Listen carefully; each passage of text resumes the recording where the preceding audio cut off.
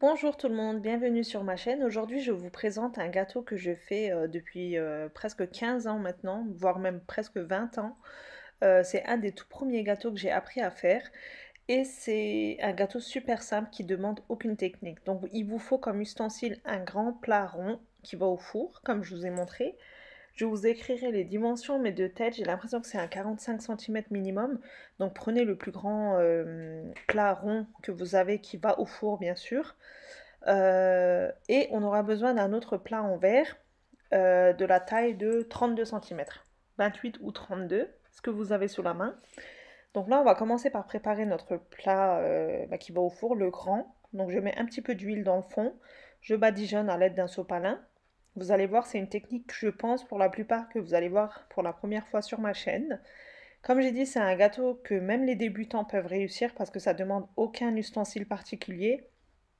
Et c'est super simple, franchement, vous allez le voir. Et je viens saupoudrer de farine. Donc je secoue bien mon plat et j'enlève l'excédent de farine. Voilà, donc pas besoin d'utiliser du beurre ou quoi que ce soit, de l'huile, c'est suffisant. Mon plat, il est prêt. J'ai préchauffé mon four à 180 degrés. Donc dans la vidéo, je parle en turc, donc j'ai coupé le son. Comme j'ai dit, c'est une de mes premières recettes que j'ai publiées sur ma chaîne en turc. Voilà, donc on va commencer par faire notre cake, notre génoise, pardon. Donc on aura besoin de 4 œufs, un verre de sucre. Comme je dis toujours, mon verre mesure 200 ml. On va bien sûr commencer comme d'habitude par fouetter les œufs, le sucre ainsi que le sucre vanillé jusqu'à ce qu'on obtienne une texture bien mousseuse. Cette étape, elle est très importante pour avoir une génoise bien aérée et qui monte bien. Donc ensuite, on va rajouter une petite tasse d'huile, donc environ 50 ml. Je viens fouetter très légèrement. Ensuite, je viens verser un verre et demi de farine. Comme j'ai dit, mon verre mesure 200 ml. C'est un verre à eau classique. Je rajoute un sachet de levure chimique et 2 cuillères à soupe de cacao amer. Donc je viens refouetter le tout. Mais avant je trouve plus le mot. Avant de démarrer mon batteur électrique, je fouette légèrement pour éviter que la farine éclabousse partout. Donc là, on vient verser notre préparation dans notre plat qu'on avait préparé à l'avance. Donc c'est une génoise classique, rien de plus simple. C'est très fin, ça va cuire en même pas 10 minutes. Donc là, pour l'étaler, vous n'avez pas besoin d'utiliser de spatule ou quoi que ce soit. On va juste venir faire des tourbillons. Donc un coup comme ceci, un coup dans l'autre sens. Et vous voyez que la pâte, elle s'étale toute seule. C'est vraiment une technique super simple. Voilà, comme ceci. On vient l'enfourner à 180 degrés environ 10 à 12 minutes maximum. Bien sûr, tout dépend de votre four. Mais comme c'est très fin, ça cuit rapidement. Donc on vient l'enfourner à 180 degrés. Mais avant ça, je viens tapoter plusieurs fois pour enlever les bulles d'air. Voilà. Donc on envoie la génoise à cuire au four à 180 degrés environ 10 minutes. Vraiment, c'est une cuisson à surveiller. Voilà. Pendant que la génoise cuit, on va préparer notre crème pâtissière à ma façon, on va dire ça comme ça. Donc j'utilise 3 verres de lait, donc 600 ml, vu que mon verre mesure 200 ml. Donc la moitié d'un verre de sucre, la moitié d'un verre de farine, 2 cuillères à soupe de maïzena, un sucre vanille. Je viens bien mélanger le tout et je fais cuire à feu doux tranquillement, toujours en remuant pour éviter les grumeaux. Donc voilà, après la cuisson, donc tout de suite quand c'est cuit, quand ça arrive à ébullition, on enlève du feu. Et quand c'est encore chaud, on rajoute 100 g de chocolat noir. Donc moi je n'utilise pas de cacao dans la crème pâtissière, j'utilise seulement du chocolat. Donc avec la chaleur, ça va fondre. et on obtient une bonne crème pâtissière au chocolat. J'ai pas utilisé d'œuf parce que c'est pas nécessaire. La maïzena et la farine, c'est suffisant. Voilà, comme ceci. Donc on vient remuer de temps en temps pour éviter que la surface s'assèche, pour éviter d'avoir une croûte. Donc bien mélanger de temps en temps. De toute façon, notre gâteau il est quasiment presque cuit. C'est un gâteau qui prend vraiment, allez, 20-25 minutes à préparer. Franchement, c'est super simple à faire. Et la crème, elle est vraiment très très très très bonne, hein. Et elle se tient bien à la découpe. Vous le verrez en fin de vidéo. Ça se découpe parfaitement. Mais c'est onctueux à la fois. C'est pas une crème super compacte. Moi, j'aime pas de toute façon les crèmes qui sont super compactes à la découpe et tout. J'aime bien quand il y a de l'onctuosité. Voilà. Donc, je viens mettre un torchon humide sur ma table, ou votre plan de travail. On vient mettre notre gâteau qui vient de sortir du four sur, sur la serviette humide et on vient le recouvrir. Donc avec l'humidité, le gâteau il va se décoller tout seul. Donc on laisse ça quoi 5 minutes, vraiment 5-10 minutes. Ensuite on prend notre plat en verre. Donc même si vous ne comprenez pas mes explications, regardez bien la vidéo, ça se comprend facilement et c'est super simple. Donc je viens placer mon plat au milieu et je coupe tout autour en laissant environ 1 cm de marge. Vous allez mieux comprendre pourquoi. Je suis sûre que jusqu'à ce stade, vous ne savez pas ce que je suis en train de vous faire. Vous vous dites, mais qu'est-ce qu'elle fait? C'est quoi comme vidéo? J'ai hâte d'avoir vos retours jusqu'à ce stade. Donc laissez-moi un commentaire à ce stade de la vidéo. Franchement, j'aimerais vraiment savoir votre opinion concernant cette recette. Voilà. Donc on vient décoller délicatement. Grâce à notre serviette, de toute façon, il se décolle facilement. Et délicatement, on vient le soulever et on va le retourner sur notre plat en verre. Donc il est important que ça soit légèrement arrondi au niveau des bords. Si vous n'avez pas un plat en verre comme celui-ci, vous pouvez très bien utiliser un genre de saladier, mais il faut que la forme se rapproche le plus possible de ce moule. Voilà, donc je viens appuyer légèrement et vous voyez que là on obtient un creux. Donc c'est à ce creux qu'on va mettre notre crème pâtissière qui est encore chaude. Donc on vient bien la remuer de nouveau et on la verse, on verse la totalité dans le creux du gâteau. Donc ça va être un gâteau à la découpe avec 2 étages de génoise et au milieu on aura cette crème pâtissière. Donc les gens qui vont le goûter pour la première fois, ils ne comprendront jamais comment vous l'aurez fait.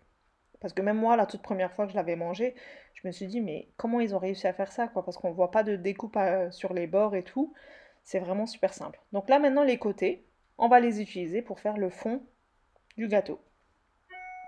Je pense qu'à ce stade, vous êtes en train de vous dire, ah, mais c'est bon, j'ai compris. Ou pas, d'ailleurs. On va voir par la suite de la vidéo. J'aimerais toujours avoir vos pensées par rapport à cette vidéo à l'instant T, hein. Donc n'hésitez pas à m'écrire en même temps que vous regardez la vidéo. Et dites-moi aussi, bien sûr, si vous connaissez cette technique de gâteau ou pas. Donc comme j'ai dit, même les débutants peuvent faire ce gâteau sans problème. Donc les chutes des bords, on les utilise pour faire le fond du gâteau. Ça n'a pas besoin d'être parfait parce que ça va être vraiment l'étage du dessous. Ça va être ni vu ni connu. Voilà. Donc on vient bien combler tous les trous. Il faut quand même pas que notre génoise, il faut quand même pas que la crème elle coule. Donc bien, voilà, fermer tous les trous. Et à ce stade, on va venir retourner notre gâteau et le mettre au réfrigérateur pour au moins 6 heures. L'idéal, c'est de le faire la veille. Moi, quand je fais ce gâteau, pour être sûr, je fais la veille et je termine ma déco le lendemain. Et franchement, c'est un gâteau qui a du succès à chaque fois. Donc on vient le retourner, mais on n'enlève surtout pas le moule jusqu'au moment de la déco. Donc on laisse comme c'est jusqu'au lendemain.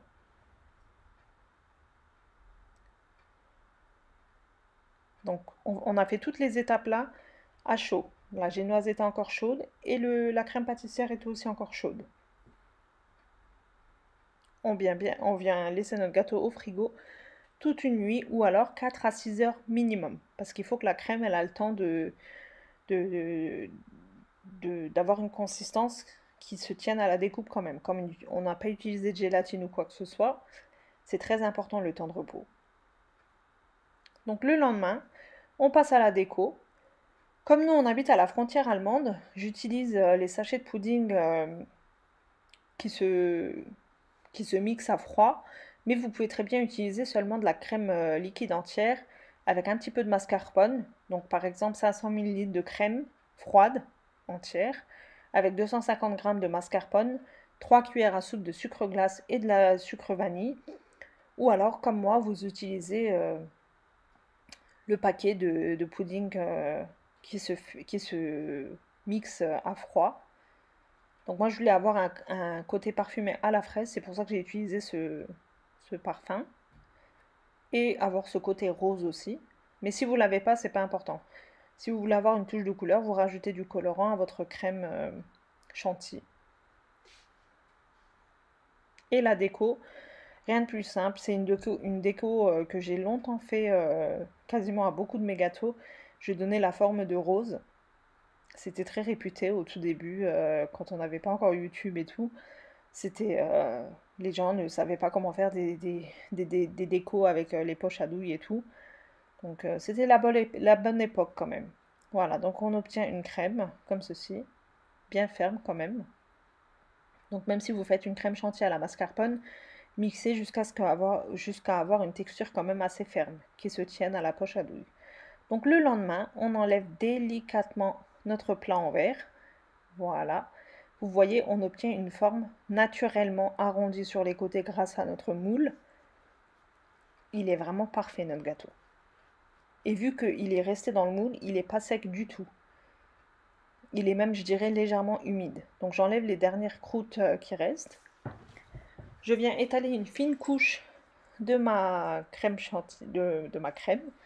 D'ailleurs, si vous ne souhaitez pas utiliser de crème chantilly, il y a une autre alternative. Vous faites une ganache au chocolat et vous versez. Franchement, ça vous fait un gâteau tout chocolat et c'est super bon aussi. Moi, des fois, quand j'ai pas le temps ou quand j'ai pas envie de faire une crème chantilly, je fais une ganache au chocolat et c'est parfaitement bon aussi. Donc la déco, c'est vraiment libre à vous. Moi, je vous ai montré dans cette vidéo la technique que je fais le plus souvent. Donc je ne vous cache pas que je fais ou au chocolat, c'est-à-dire avec la ganache au chocolat, ou avec la technique là, la crème chantilly et une déco. Comme j'ai dit, c'est un gâteau qui a du succès à chaque occasion. Vous pouvez le préparer pour toutes vos occasions. Franchement, c'est... Et là, j'utilise une douille Wilton 1M, il me semble que ça s'appelait comme ça. Je viens verser le reste de ma crème. Et je vais faire des petites roses sur toute la surface de mon gâteau. Vous allez voir, il n'y a rien de plus simple. Et je pense que vous avez bien compris la technique. C'est vraiment pas compliqué. Si vous n'avez pas compris à ma façon d'expliquer, regardez bien les images et vous allez voir que c'est rien de compliqué.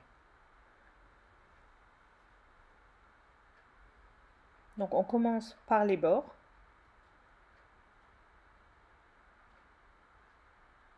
Voilà. Sans lever ma poche à douille, je continue à faire mes roses. Je ne sais pas si vous arrivez à bien voir. Là, vous allez le voir sur le dessus.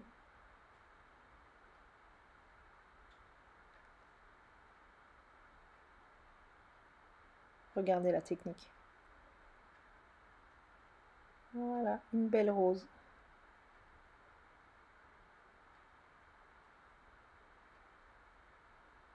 Voilà, j'adore. Voilà, j'espère que ça vous a autant plu que moi. J'ai hâte d'avoir vos retours concernant ce gâteau et j'espère vraiment sincèrement que vous la testerez parce que franchement c'est super simple et ça fait son effet.